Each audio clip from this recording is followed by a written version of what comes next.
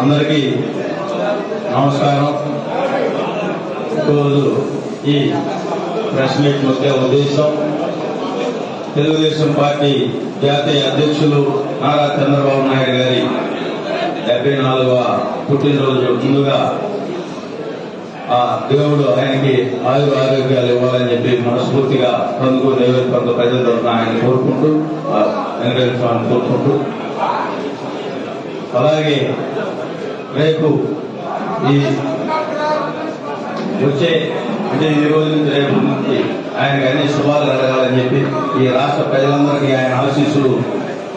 ఈ రాష్ట్ర ప్రజల శ్రేయస్సు కోరుకునే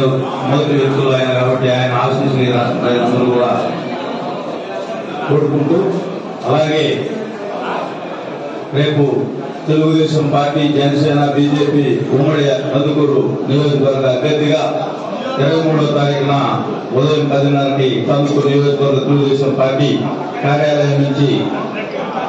నామినేషన్ కార్యక్రమం స్టార్ట్ అవుతుంది. నియోజకవర్గంలో నుంచి తెలుగుదేశం పార్టీ కుటుంబ సభ్యులు, అభిమానులు, నందమూరి కుటుంబ అభిమానులు, అలాగే పవన్ కళ్యాణ్ గారి అభిమానులు, బీజేపీ శ్రేణులు భారీగా తరలివచ్చి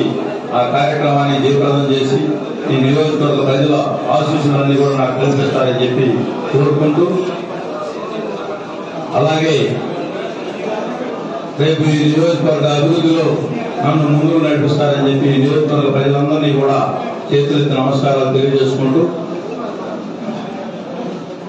నామినేషన్ రేపు ఉదయం తెలుగుదేశం పార్టీ జాతీయ అధ్యక్షుడు చేతుల మీదుగా నారా చంద్రబాబు నాయుడు గారు, అలాగే అచ్చెన్నాయుడు గారి చేతుల మీదుగా